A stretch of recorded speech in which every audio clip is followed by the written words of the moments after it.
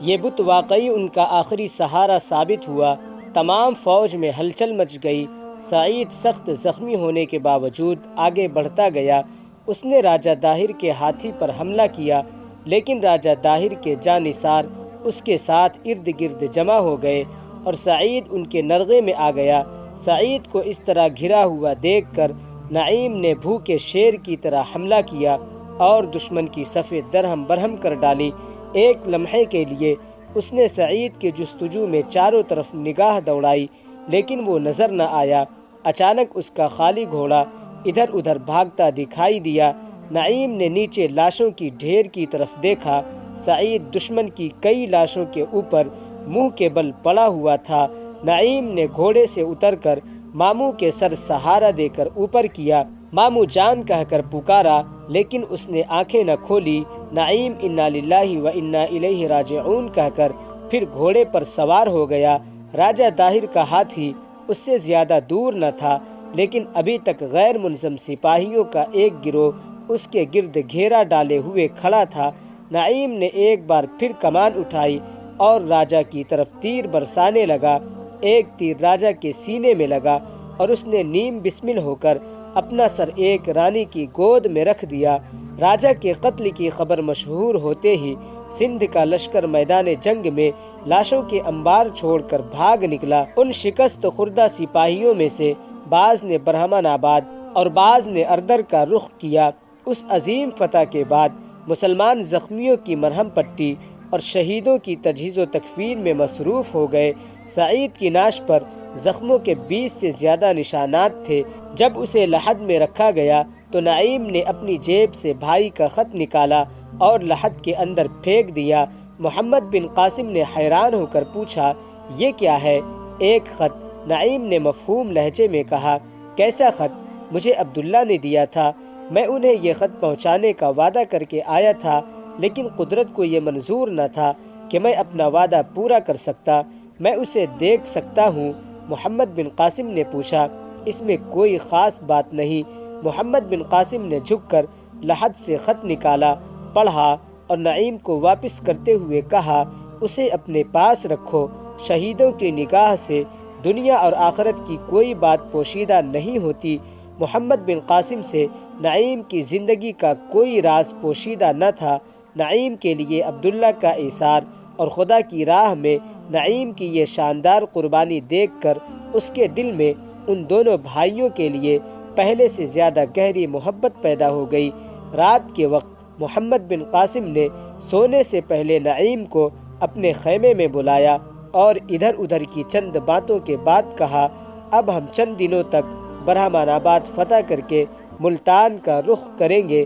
وہاں شاید ہمیں زیادہ افواج کی ضرورت پڑے، اس لیے میرا خیال ہے تمہیں واپس بصرہ بھیج دیا جائے۔ وہاں تم زیادہ افواج مہیا کرنے کے لیے تقریریں کرو۔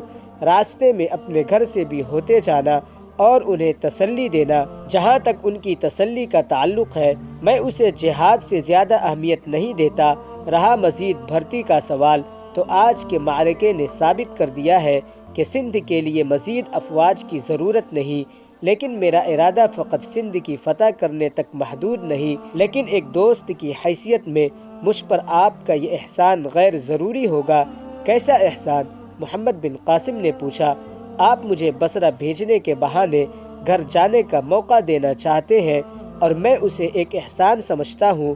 محمد بن قاسم نے کہا، اگر یہ احسان میرے یا تمہارے فرائض سے ٹکر کھاتا ہو تو میں تمہیں کبھی اجازت نہ دوں، لیکن فی الحال تمہاری اس جگہ کوئی ضرورت نہیں، کیونکہ برہمان آباد فتح کرنا ہمارے بائیں ہاتھ کا کھیل ہے۔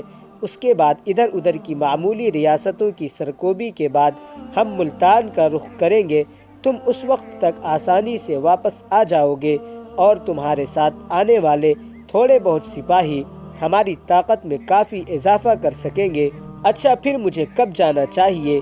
جس قدر جلدی ہو سکے۔ اگر تمہارے زخم تمہیں سفر کی اجازت دے سکے تو کل ہی روانہ ہو جاؤ۔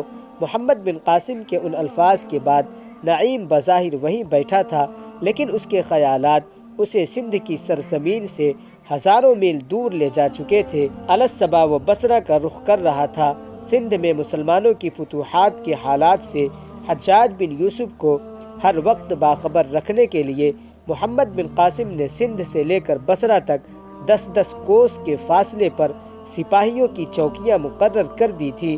ان چوکیوں پر ڈاک رسانی کی غرض سے نہایت تیز رفتار گھوڑے رکھے گئے تھے۔ نعیم علیہ الصباح سندھ سے بصرہ کی طرف روانہ ہوا۔ وہ ہر چوکی پر گھوڑا بدلتا ہوا دنوں کا سفر گھنٹوں میں طے کر رہا تھا۔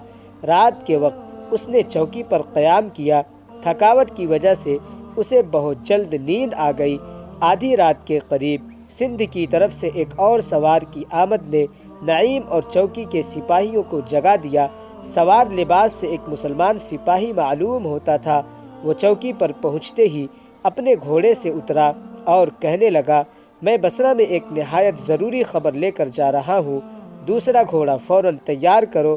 نعیم کو سندھ کو ہر معاملے سے دلچسپی تھی۔ اس نے اٹھ کر مشعل کی روشنی میں نوارد کو دیکھا۔ وہ گندمی رنگ کا ایک قوی ہیکل نوجوان تھا۔ تم محمد بن قاسم کا پیغام لے کر جا رہے ہو؟ ہاں۔ کیا پیغام ہے؟ مجھے کسی کو بتانے کی ضرورت نہیں، مجھے جانتے ہو۔